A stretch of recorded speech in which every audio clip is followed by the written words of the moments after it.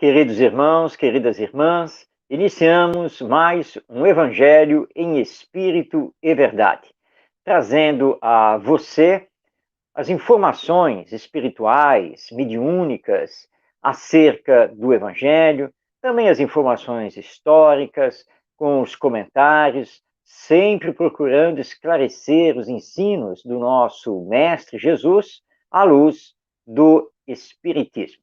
Que a paz esteja em seu coração e que possamos juntos fazer mais esta caminhada em torno do entendimento e da prática do Evangelho. Hoje, nós vamos dedicar o programa para vermos o Evangelho e a sua ligação com a educação. Na sequência, nós vamos tentar compreender e vamos ver as informações sobre a carta de Tiago, que compõe o Evangelho lá no Novo Testamento. Vamos dar mais um mergulho em Paulo de Tarso, esse grande apóstolo do Evangelho, dedicando o nosso olhar à primeira carta que ele escreveu a Timóteo. E, no encerramento do programa, vamos responder uma pergunta que nos foi dirigida por um telespectador.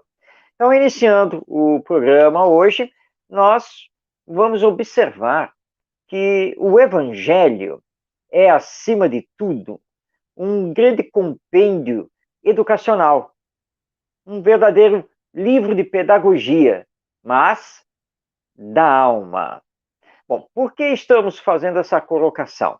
Porque Jesus, nosso mestre, segundo os evangelistas que transcreveram a sua vida, sua obra e seus ensinos, Jesus, em vários discursos, em vários ensinos, deixou claro da necessidade de nos educarmos, da necessidade de usarmos a educação para alcançarmos o chamado reino dos céus, ou, dentro do entendimento espírita, alcançarmos a felicidade no depois da morte, no retorno ao mundo espiritual. Vejamos uma passagem que está em Mateus, no capítulo 11, versículos 28 a 30. Afirma Jesus: Vinde a mim, todos os cansados e sobrecarregados, e eu vos darei descanso.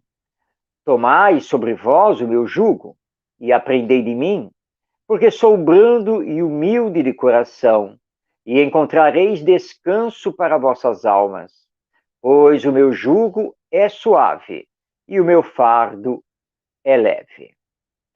Esse ensino de Jesus, ele fica esclarecido através da visão espírita da imortalidade da alma, ou seja, de que todos nós somos almas imortais e, portanto, após a morte nós temos vida, chamada vida futura, porque é o retorno que faremos ao mundo espiritual, de onde viemos, através do nascimento. Jesus diz aqui para irmos a Ele, e principalmente os que estão cansados e sobrecarregados. Porque a justiça humana é muito falha. Nós temos, na verdade, na nossa sociedade, um grande vácuo, uma grande lacuna de injustiça. Isso advindo do nosso egoísmo e que nos leva também à corrupção das leis, dos costumes, dos hábitos. E por causa disso, muitos são os injustiçados. Onde eles encontrarão justiça, já que aqui na Terra eles não conseguem, realmente não existe, estão deserdados da própria lei e dos serviços sociais. Então vem Jesus para dizer: vinde a mim, eu vos darei descanso. Tomai sobre vós o meu jugo e aprendei de mim, porque sou brando e humilde de coração, e encontrareis descanso para vossas almas, pois o meu jugo é suave e o meu fardo é leve. Bom, isso significa continuar a existência terrena, mas entregando-se a Jesus. Para nós espíritas, isso significa ter resignação, confiança, fé.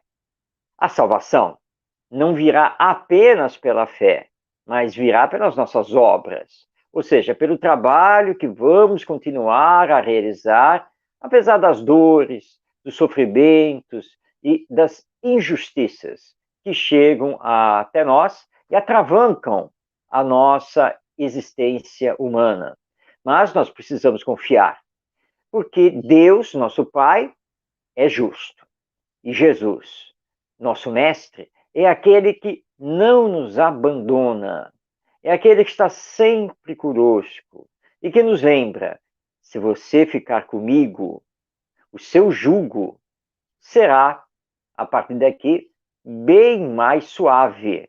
O fardo que hoje lhe pesa, ele passará a ser leve, porque você compreenderá que a verdadeira vida não é esta da existência humana, material. A verdadeira vida é a espiritual.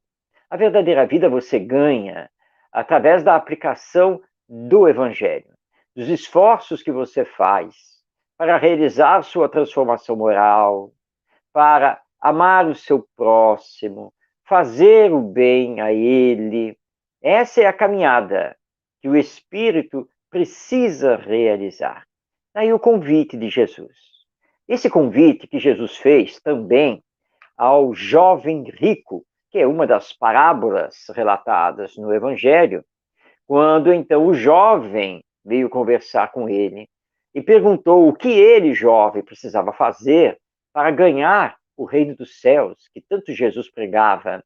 E Jesus disse que ele deveria cumprir a lei. E nesse caso, porque o jovem era um judeu, a lei, nesse caso, era a lei mosaica, consubstanciada nos famosos 10 mandamentos. E o jovem, sem pestanejar, sem pensar duas vezes, respondeu: mas, Senhor, isso eu já cumpro. Porque, de fato, ele era um jovem que procurava amar a Deus acima de todas as coisas, procurava não roubar, procurava não cometer adultério, honrar a pai e mãe. Jesus então diz a ele: mas falta uma coisa. Vai, vende tudo o que você tem, distribui aos pobres, e aí volta e segue-me. O jovem pensou, aí sim, duas vezes, não respondeu a Jesus, mas saiu cabisbaixo, porque ele era rico, era muito bem visto na sociedade, e ele era um atleta campeão das corridas de bigas com seus cavalos, e ele não queria abrir mão disso. Então ele pensou em participar de uma corrida que haveria no dia seguinte, que daria um grande prêmio, os louros ao vencedor, e que depois, então, ele poderia seguir Jesus, se desprender das coisas. Relata Humberto de Campos, através do nosso querido Chico Xavier, no livro Boa Nova, que no dia seguinte, esse jovem que recebeu o convite de Jesus, ele veio a falecer, a desencarnar na arena onde as corridas de biga estavam sendo realizadas. Ele sofre um acidente, ele cai, e ao cair na arena, ele é atropelado pelos cavalos e desencarna. Jesus, quando fez o convite a ele, estava abrindo as portas da paz de espírito, da paz de consciência, da felicidade a ele. E disse assim: olha, você realmente vem se esforçando para seguir os 10 mandamentos. Mas falta uma coisa: se desprender dos bens materiais e do status social que você tanto cultiva. Enquanto você estiver cultivando isso, não há como você me seguir. Não há como você conseguir ganhar o reino dos céus. Só que o convite era para ali, naquele momento, O jovem tinha que ter tomado a decisão naquele momento, ouvindo lá no íntimo da sua alma, do seu ser, esse convite amoroso de Jesus. Era um convite de autoeducação, desprendimento dos bens terrenos, que os espíritos, na codificação espírita, nos informam que é um dos grandes problemas que nós enfrentamos no processo de desencarnação. O apego aos bens terrenos, às coisas materiais, aos vínculos que temos, tanto com coisas, objetos, status social e mesmo pessoas. E é preciso fazer esse desprendimento. Tudo isso é um processo de educação, porque a educação prevê o desenvolvimento equilibrado, harmônico, tanto do nosso potencial intelectual, cognitivo, quanto do nosso potencial emocional, afetivo, para realizarmos conquistas, acima de tudo, de ordem moral. E só vamos fazer isso se nos educarmos. É a educação que combate as más tendências para permitir o desenvolvimento das virtudes, que são as boas tendências. E Jesus insistentemente nos fazia esse convite, que entendemos melhor com o Espiritismo, ao nos trazer então a imortalidade da alma, mostrando que aquilo que não podemos realizar aqui e agora, hoje, aquilo que não podemos transformar em nós, na sociedade humana, que tenhamos calma, porque receberemos 100 por um por todos os esforços que fizermos para nos autoeducar, para nos melhorarmos e para melhorar a humanidade.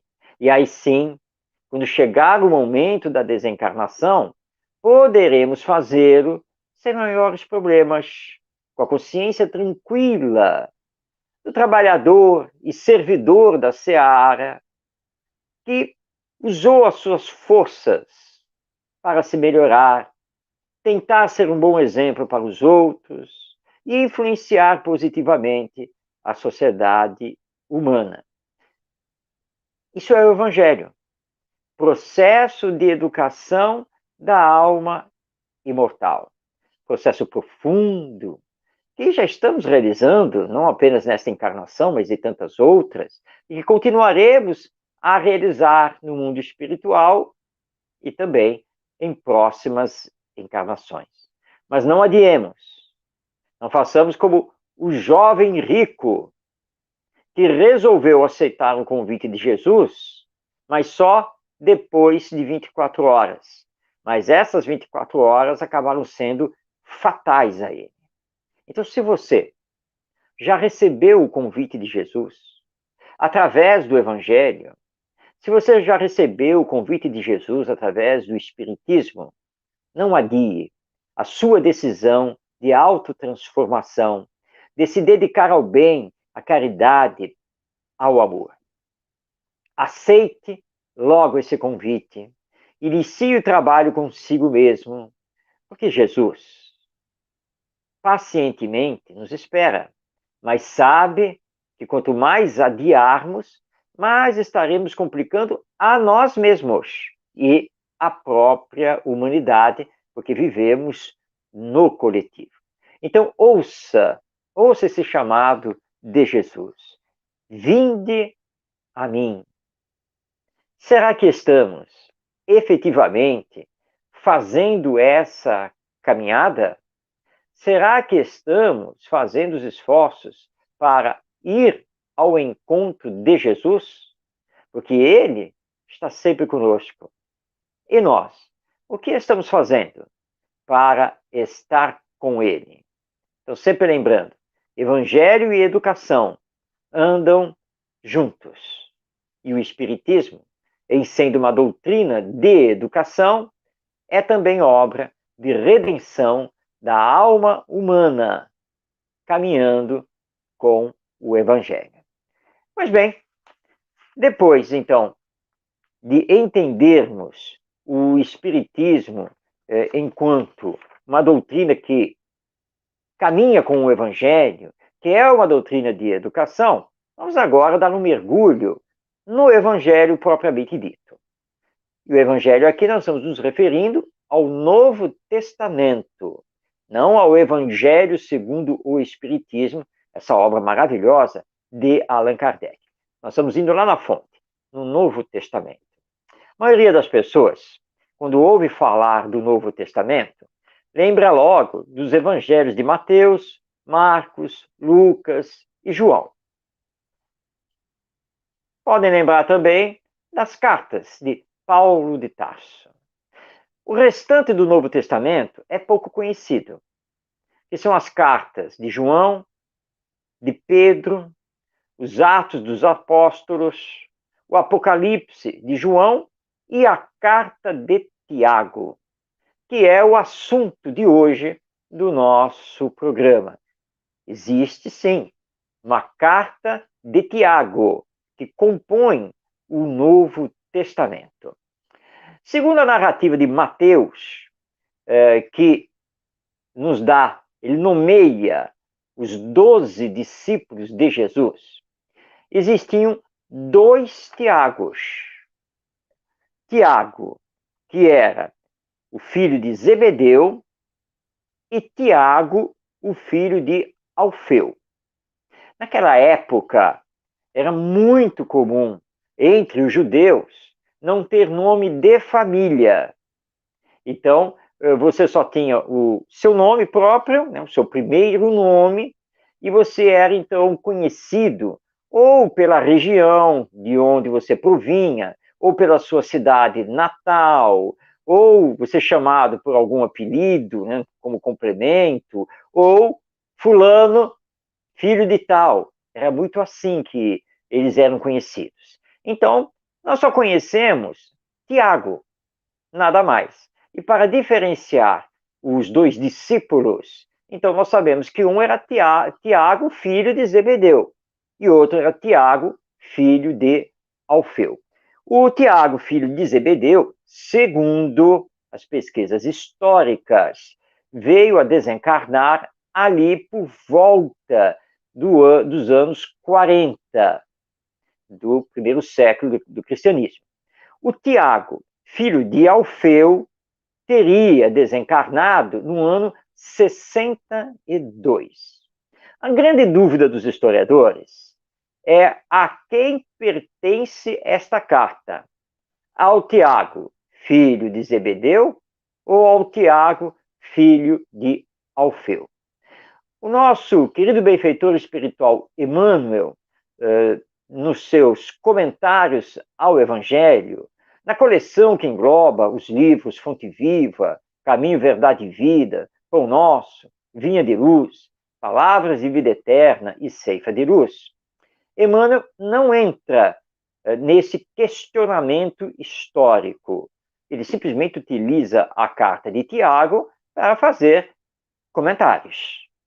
Portanto, nós vamos levar aqui em consideração de que essa carta de Tiago é verdadeira, mesmo que não saibamos qual dos 2 discípulos a escreveu, ou se foi escrita mesmo por um dos 2, ou talvez um outro Tiago, porque na carta há apenas a colocação Tiago, irmão do Senhor, que é uma colocação muito vaga, não dá para saber. Historicamente, tudo indica que é mais provável que a carta seja de Tiago, o filho de Alfeu, mas não há consenso entre os historiadores. Ela foi escrita em grego, isso é consenso, foi escrita em grego, talvez tenha sido escrita no final do primeiro século do cristianismo, mas nesse caso não seria de Tiago, filho de Alfeu. Para os que defendem essa tese, a carta teria sido escrita, então, no máximo ali por volta do ano 60. Agora, a carta é dirigida explicitamente aos judeus da diáspora, ou seja, os judeus que estavam espalhados pelo Império Romano e que haviam se convertido aos ensinos de Jesus. Eram, naquela época, chamados de judeus cristãos ou novos cristãos. E a carta de Tiago não é exatamente uma carta.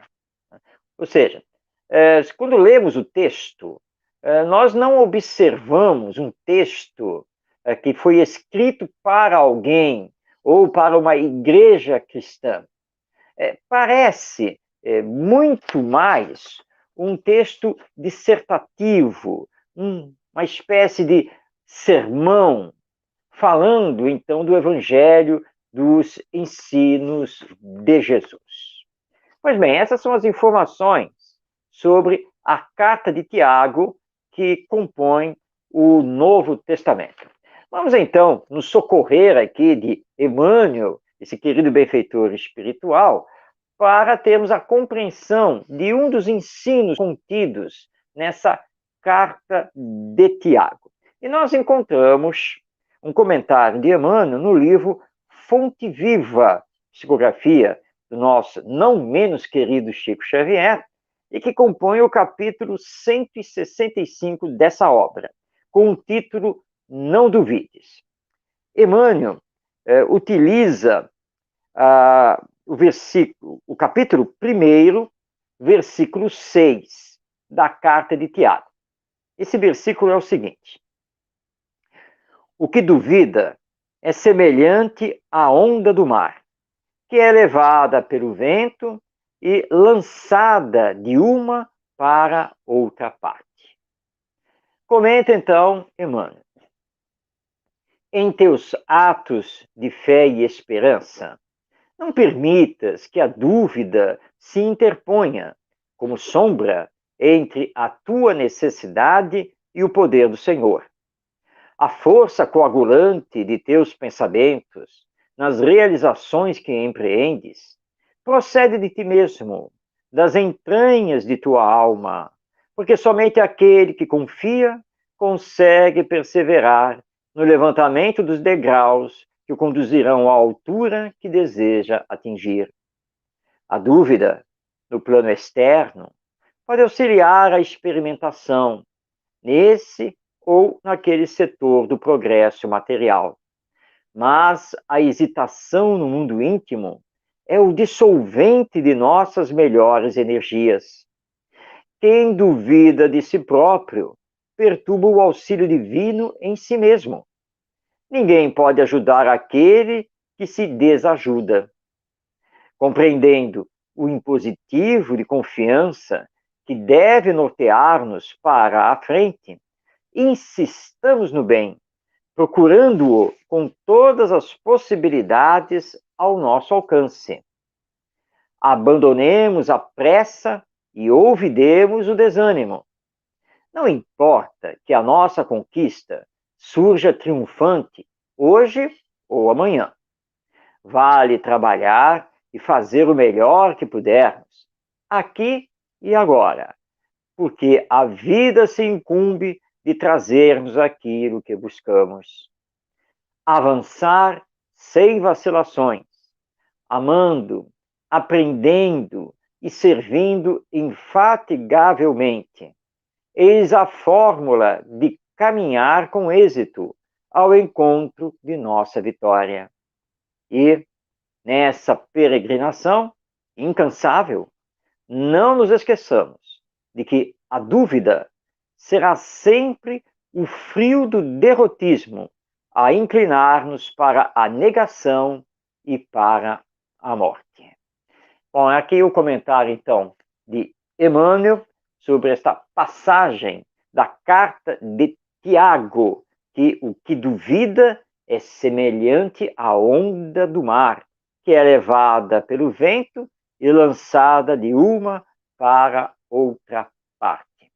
Emmanuel é bastante incisivo no seu comentário, nos conclamando a acreditar, a ter uma verdadeira crença, a não duvidar das informações do Evangelho, a não duvidar, no nosso caso como espíritas, na nossa imortalidade e da continuidade da vida após a morte. Portanto, não temamos, não duvidemos, não deixemos que o vento nos leve para cá e para lá, como faz com a onda do mar. Enfrentemos o mundo como ele é, com todos os seus problemas, mas intimorados, firmes, seguindo em frente, com toda a confiança, sem nos abalarmos, como fiéis servidores do Cristo para a renovação do mundo, porque é isso que Jesus espera de nós. A violência vem contra nós, a injustiça nos bate à porta, o descrédito nos visita, as injúrias nos perseguem. Nada disso importa ao verdadeiro cristão, ao verdadeiro servidor da seara evangélica, porque esse continuará em frente, semeando o bem, o amor, suportando a carga do egoísmo e do orgulho que recaem sobre ele, porque ele está com Jesus. Ele sabe que não é abandonado, que pelo contrário, nessas horas, mais recebe o sustento do Mestre, através das suas vibrações amorosas e do concurso dos bons espíritos, que sempre sustentarão a sua fé. E é isso que precisamos ser, porque não existe maior glória do que servir a Jesus através do serviço ao próximo. O resto não nos pertence. Não precisamos ficar preocupados. Tenhamos paz de espírito, paz de consciência. Com esse entendimento, Allan Kardec cunhou a nossa bandeira de conduta no mundo humano. Fora da caridade, não há salvação. E só podemos exercitar a caridade combatendo em nós o egoísmo, fazendo crescer em nós o amor. Por isso, então, esta exortação que está na carta de Tiago, para que não duvidemos. Jesus foi, sim, o enviado de Deus, o Messias, aquele que veio nos trazer a lei de amor que está ali impregnada nas narrativas dos evangelistas, que nos trouxeram, então, as palavras de Jesus, os seus ensinamentos. Então, não importa o que aconteça, mesmo que sejamos abandonados, que tenhamos graves problemas de saúde orgânica, mesmo que soframos perseguição espiritual, é preciso seguir em frente, porque somente o trabalhador que segue em frente consegue realizar o seu trabalho, levar a bom termo aquilo que Jesus quer para todos nós na humanidade. Então, se já tivemos um encontro com o Evangelho, se já temos as bênçãos de estarmos com o Espiritismo, não duvidemos, não vacilemos, continuemos em frente, porque a renovação do mundo, a transformação da humanidade terrena para o bem, depende exclusivamente de nós, do nosso trabalho. E trabalhador que vacila, trabalhador que duvida, esse não serve para receber as bênçãos do nosso Mestre Jesus como verdadeiro servidor da seara. Pois bem, todos esses comentários a partir então da carta de Tiago, que compõe o Novo Testamento, e que tivemos aqui o auxílio do nosso Emmanuel no livro Fonte Viva. Vamos então agora trazer no nosso programa o apóstolo Paulo de Tarso.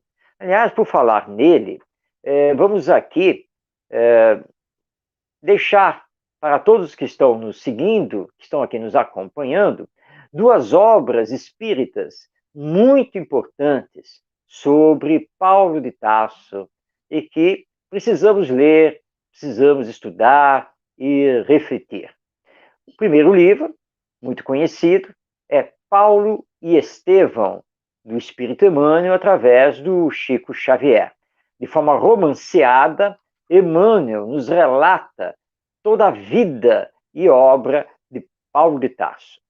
O segundo livro que nós estamos indicando é Paulo, um homem em Cristo.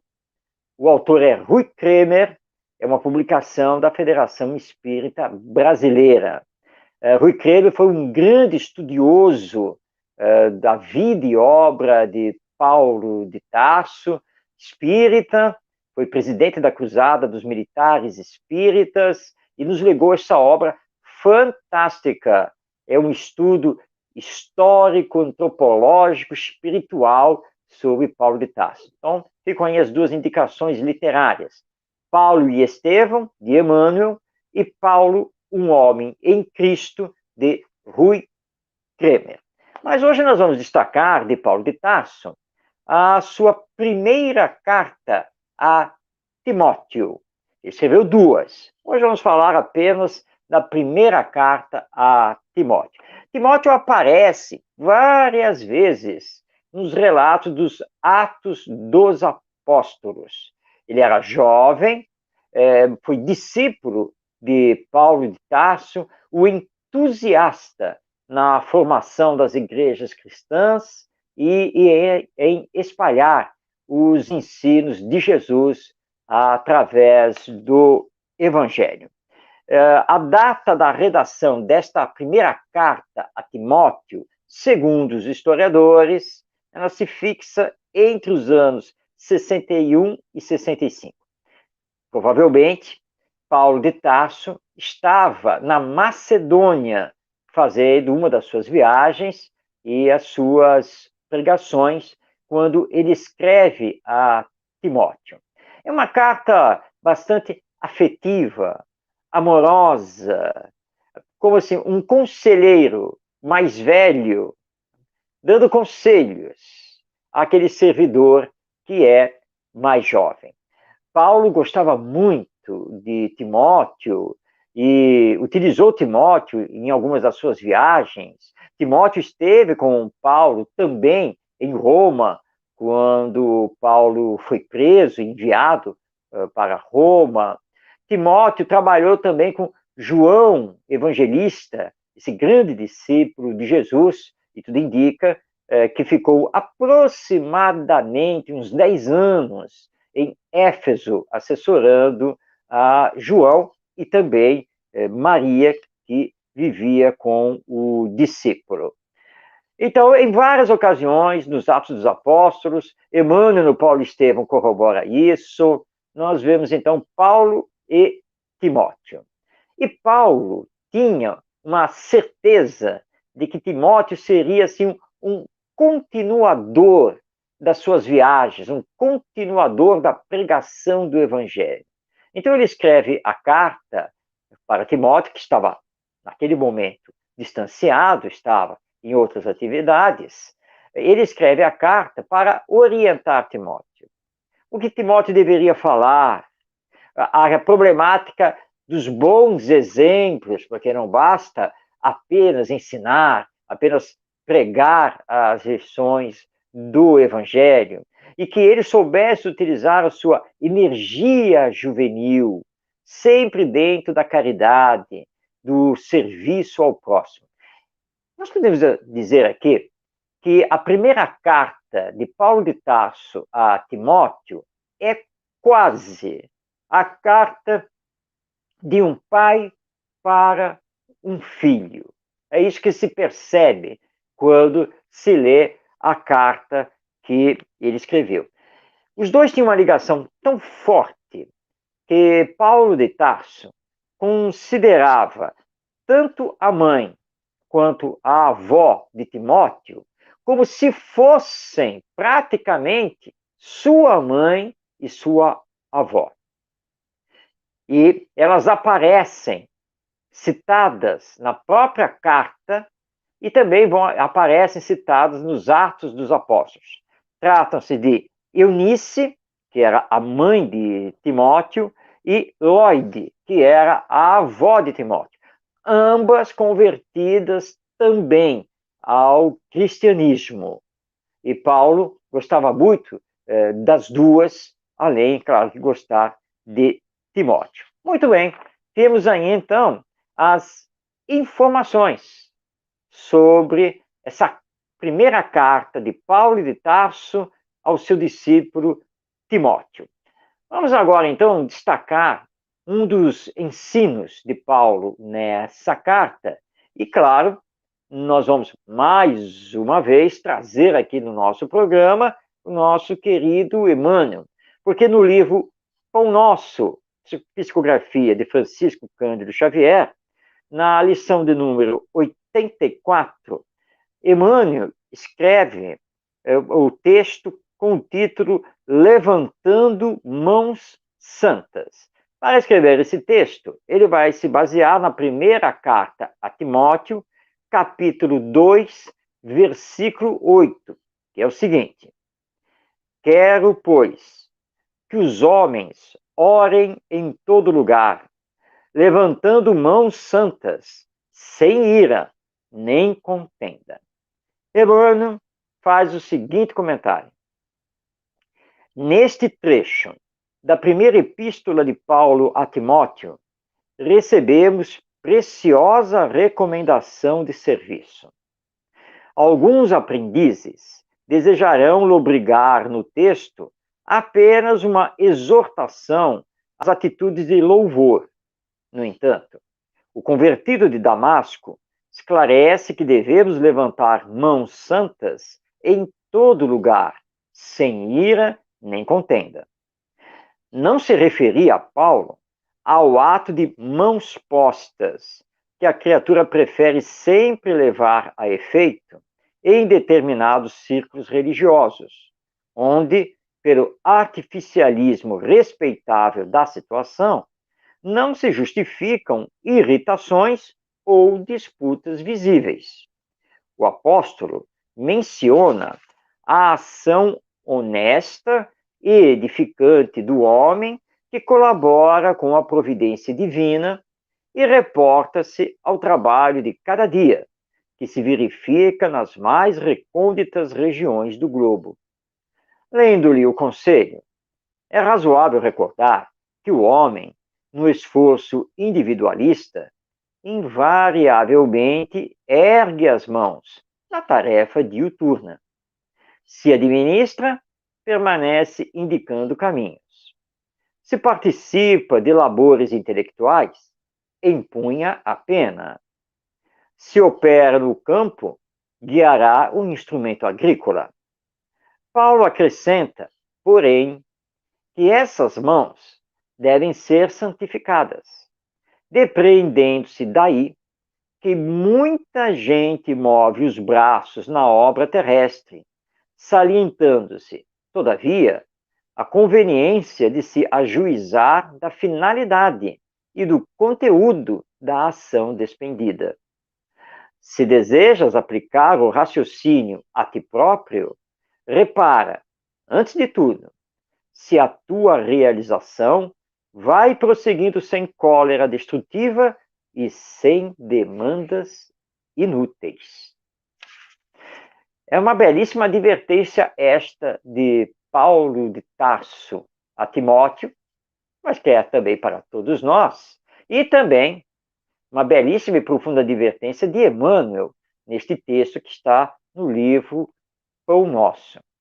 O ato de colocarmos as mãos juntas, que representa um ato de oração, de prece, de louvor, é um ato de muitas igrejas, de muitas doutrinas, que nós espíritas não utilizamos, porque sabemos que o verdadeiro ato é o que Paulo de Tarso designou como mãos santas ou mãos santificadas.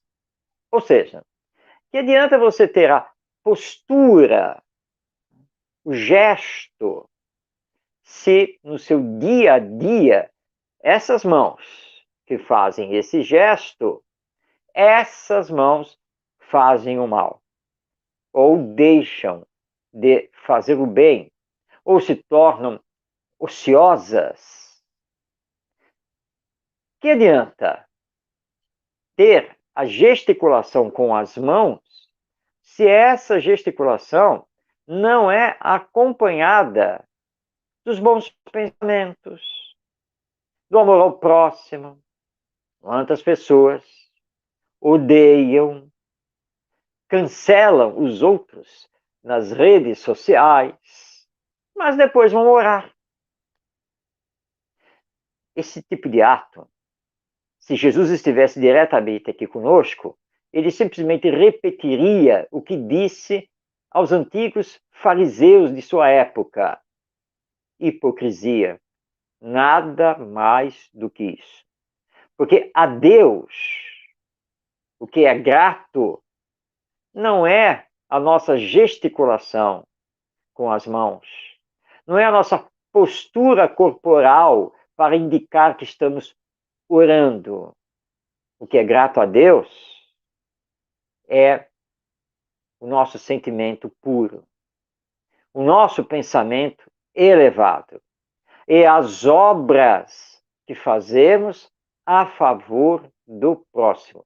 Isso é que é gratificante a Deus e que nos é levado em conta após a morte.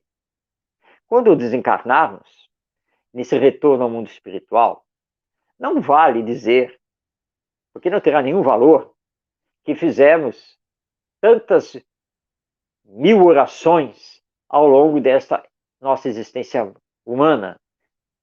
Quantas vezes ficamos genuflexos, com as mãos postas para o alto? Se isso não for acompanhado pelos atos de caridade, de amor ao próximo, de perdão das ofensas, não tem valor. Tudo isso é considerado mecânico, vazio, sem sentimento. Então, Paulo de Tarso chamava a atenção de Timóteo para isso. Quando você for pregar o Evangelho, ensinar o Evangelho aos outros, alicerçar o núcleo cristão já existente ou inaugurar um novo núcleo, lembre-se, o que vale realmente é o exemplo que você está dando. É aquilo que sai do seu coração. Porque as palavras, elas podem convencer, mas somente os exemplos podem arrastar, contagiar e levar as pessoas à sua transformação moral.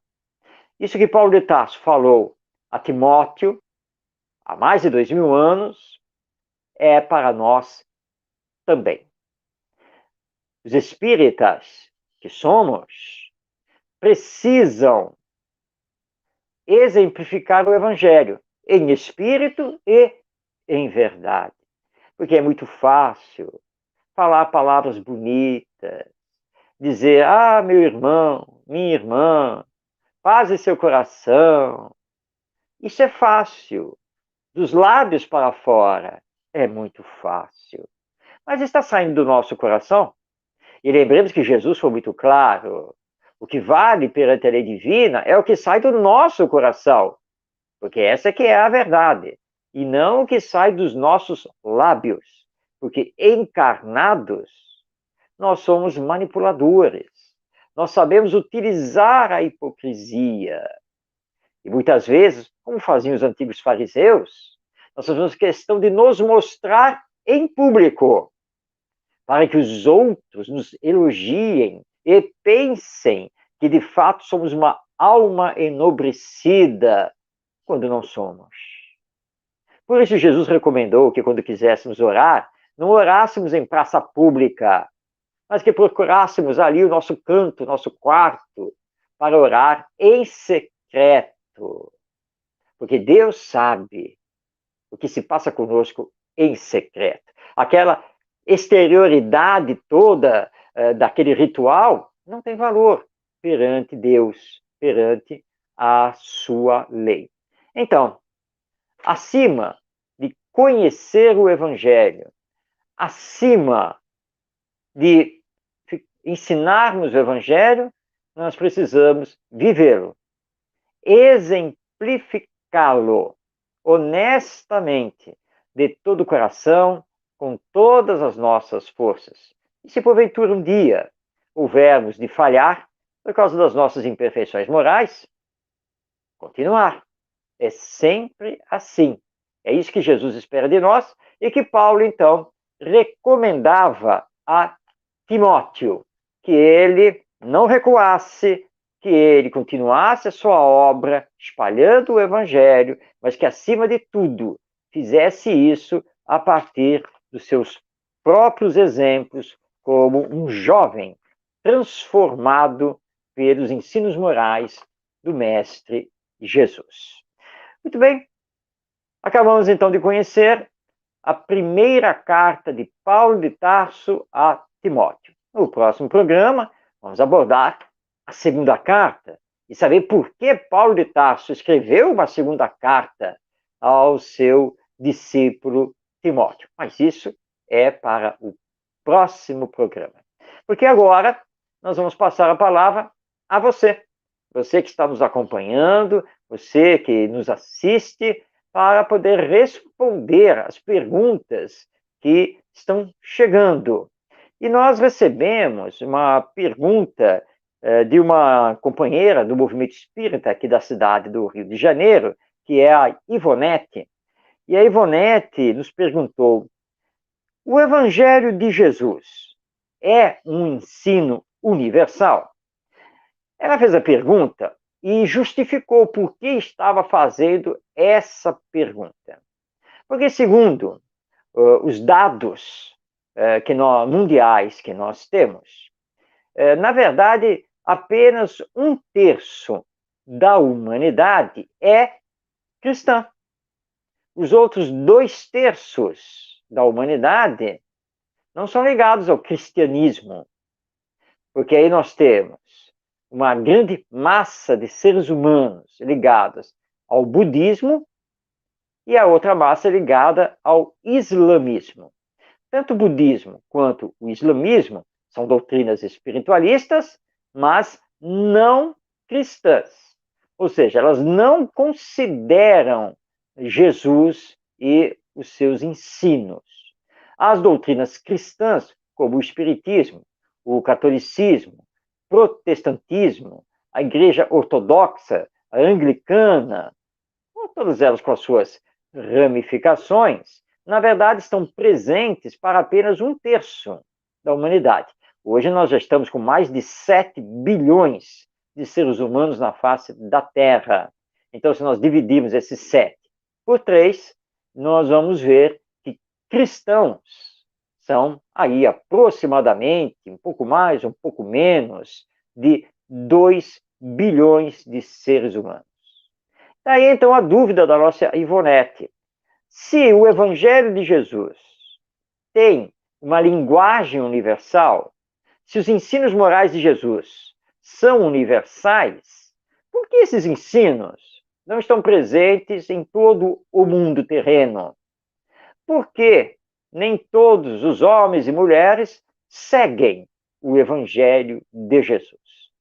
Pois bem, sim, o Evangelho de Jesus é universal. Ele é para todos. Porque Jesus é o espírito mais superior que já esteve aqui na Terra. Essa informação está lá na questão 625 de O Livro dos Espíritos. E segundo os Espíritos, e nós temos muitas mensagens a esse respeito, dadas em diversas épocas por diversos médiuns, Jesus é o governador espiritual do planeta Terra. Portanto, se ele é o governador do planeta, ele governa o planeta para todos e com todos. O seu evangelho não poderia ser diferente. Os ensinos morais de Jesus, eles são universais, mas não podem ser impostos à consciência do ser humano. Eles precisam ser aceitos. E precisamos também entender que Buda, Confúcio, Maomé e outros são também discípulos, apóstolos de Jesus, espíritos que vieram aqui na Terra cumprir a missão também de nos trazer ensinos de ordem moral. Alguns conseguiram fazer essa tarefa com mais pureza, outros com uma mescla das questões humanas, mas todos, nas suas épocas e com os seus povos, contribuindo para o crescimento moral da humanidade. O que nós sabemos é que haverá no futuro um encontro de todas as religiões, de todas as filosofias, todas as doutrinas, com essa verdade universal da ética, da solidariedade, da fraternidade, da caridade, do amor. E isso não tem tempo e nem é para este ou para aquele, é para todos. Portanto, haverá esse encontro e o reconhecimento de Jesus como nosso mestre, como nosso irmão maior, governador, então, da humanidade terrena. Não quer dizer que todo mundo vá ser cristão. As pessoas poderão continuar islâmicas, judias, budistas, confucionistas, hinduístas, mas aproximando cada vez mais as suas doutrinas da pureza dos ensinos morais contidos no Evangelho. Esse é o futuro. E precisamos ir trabalhando com isso, porque todos nós podemos nos encontrar, e nos encontramos, sem nenhum tipo de problema dentro do campo dos ensinos morais, porque eles são universais. E o Evangelho, propriamente dito, ele é, ou são, os ensinos morais de Jesus. Essa é a essência do Evangelho. Portanto, nós teremos esse encontro. Os ensinos morais são universais. Quando Jesus diz, amai-vos uns aos outros, fazei ao próximo somente o que quereis que o próximo vos faça, esses dois ensinos podemos colocar na boca de qualquer um, porque eles são universais.